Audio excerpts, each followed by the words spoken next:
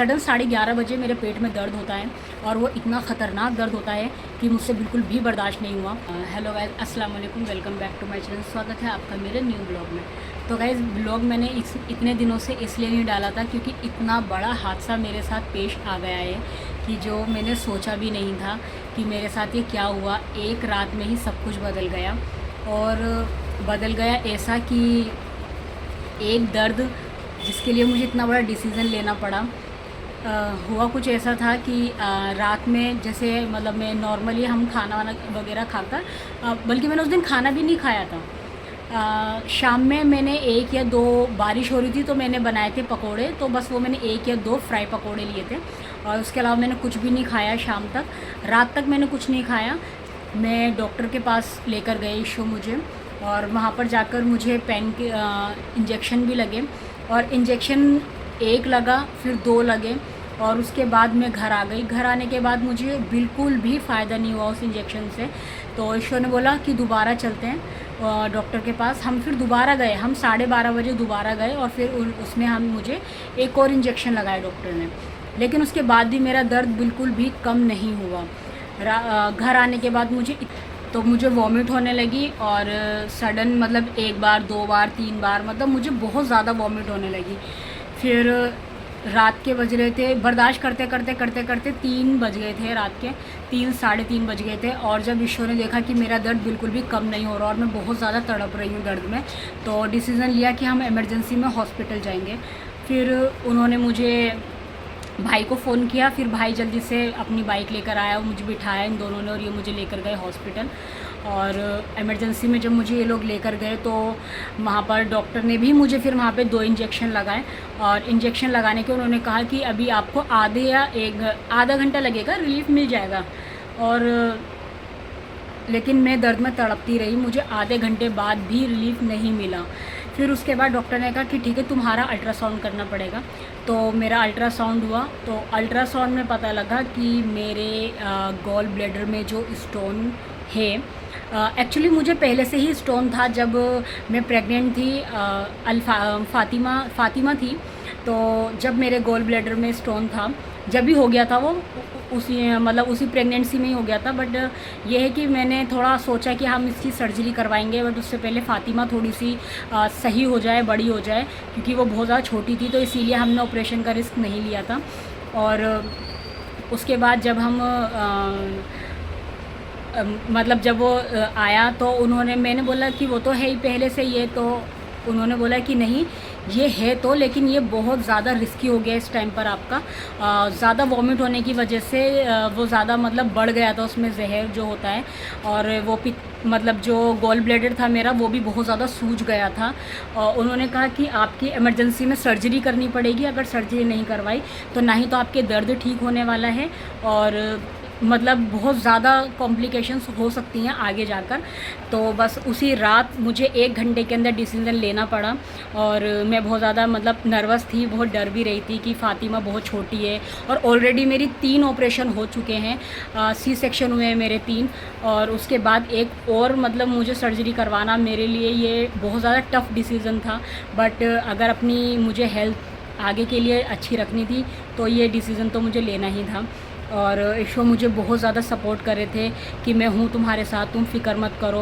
और माशाल्लाह फैमिली भी सब सपोर्ट कर रही थी कि हम सब हैं तुम्हारे साथ, बच्चों को हम सब देख लेंगे, तुम बिल्कुल भी परवाह मत करो, बस तुम अपने लिए सोचो।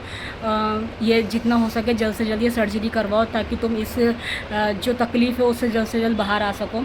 तो बस इसीलिए मैंने ये डिसीज़न लिया, और 1 घंटे के अंदर मैंने डिसीज़न लेकर उनको जाके ईशो ने बताया। फिर डॉक्टर ने बोला, फिर मतलब मेरे टेस्ट वगैरह शुरू हो गए, ब्लड टेस्ट उन्होंने लिए मेरे कुछ, ब्लड टेस्ट लिए उन्होंने मेरे। ब्लड टेस्ट की रिपोर्ट 2 घंटे के अंदर आ चुकी थी सारी। और फिर उसके बाद उन्होंने मुझे हॉस्पिटलाइज़ कर लिया, एडमिट कर लिया। और 2 घंटे मैं 4 बजे एडमिट हुई थी हॉस्पिटल में, और अगले दिन दोपहर में ही मतलब सुबह के 4 बजे मैं एडमिट हुई थी, और उसी दिन दोपहर में 3 या 4 बजे ही मेरी सर्जरी उन डॉक्टर ने कर दी थी। और ऊपर वाले का शुक्र है कि सर्जरी सक्सेसफुल हुई और मैं बिल्कुल ठीक हूँ आप सभी के सामने। मैं उसकी छोटी सी एक क्लिप आपके साथ शेयर करना चाहूँगी। अभी मैं आपको दिखाती हूँ हॉस्पिटल्स का मेरा जो इतना वक्त इतना टेढ़ा कैसा गुज़रा और बहुत बुरा गुज़रा। मैं बहुत ज़्यादा बहुत तकलीफ़ में थी और सच में ऊपर वाला बस किसी को इतनी तकलीफ़ ना दे तो अच्छा है। मेरी इतनी एज नहीं है जितनी मैंने थोड़ी बहुत तकलीफ़ देख ली है और यही सब देखकर फैमिली इतनी ज़्यादा टेंशन में थी। मेरी ससुराल वाले भी और मायके वाले भी कि अभी इतनी एज नहीं है और इतना कुछ फेस कर लिया है मैंने। और माशाल्लाह सब ने मुझे बहुत ज़्यादा सपोर्ट किया है और बहुत ही ज़्यादा सपोर्ट किया है। सच में कहते हैं ना, जब तकलीफ़ बहुत ज़्यादा होती है और अगर आपके साथ अपने खड़े हो जाते हैं ना तो तकलीफ़ हमें थोड़ी कम लगने लगती है। और वही चीज़ मेरे साथ हुई है कि सब ने जब मुझे इतना सपोर्ट करा और मुझे कहा कि मुझे ये करवाना चाहिए, क्योंकि अगर मैं नहीं करवाऊंगी तो मेरे लिए आगे जाके बहुत ज़्यादा रिस्क हो सकता है मेरी जान को भी। तो इसीलिए सबका कहना मैंने माना और अपने लिए भी सोचा, बच्चों के लिए भी सोचा और ये डिसीज़न ले लिया। और मतलब मेरी सर्जरी सक्सेसफुल हुई और अल्लाह का शुक्र है मैं अब बिल्कुल ठीक हूँ। 1 हफ़्ता हो गया है और चलो मैं उसकी क्लिप आपके साथ शेयर करती हूँ, फिर आपको दिखाती हूँ। ये मेरे ये कैनोला के निशान हैं, ये देखो अभी आपको दिख रहा होगा, ये रहा। यहाँ मैं दिखाती हूँ आपको, ये रहा। ये यहाँ पर ना थोड़ा नील नील सा पड़ रहा है यहाँ पर, तो ये यहाँ पर कैनोला लगा हुआ था मेरा। और बहुत पेनफुल जर्नी रही थी मेरी ये 1 हफ़्ते की। और अभी भी मैं मतलब अभी मेरे मतलब स्टिचेस जो हैं वो मेरे अभी कटे नहीं हैं। अभी स्टिचेस कटवाने के लिए भी मुझे जाना है और अभी उसके लिए मुझे थोड़ा टाइम है, 2-3 दिन का और टाइम है। उसके बाद मेरे स्टिचेस कटेंगे और वो भी मैं आपके साथ शेयर करूँगी। फ़िलहाल मैं अभी छोटी क्लिप आपके साथ शेयर करती हूँ हॉस्पिटल की। और चलो आप सब मेरे लिए दुआ करना कि मैं जल्द से जल्द सेहतयाब हो जाऊँ। तो ये मैंने एक छोटी सी क्लिप ली थी जब मैं एडमिट हुई थी। तो ये मेरी जब मैं एडमिट हुई थी और मुझे बहुत ज़्यादा पेन था, तो जब उन्होंने मुझे ड्रिप लगाई थी इसमें थोड़ा सा मुझे रिलीफ़ मिला था क्योंकि इन्होंने मुझे इसमें पेन किलर लगाई थी।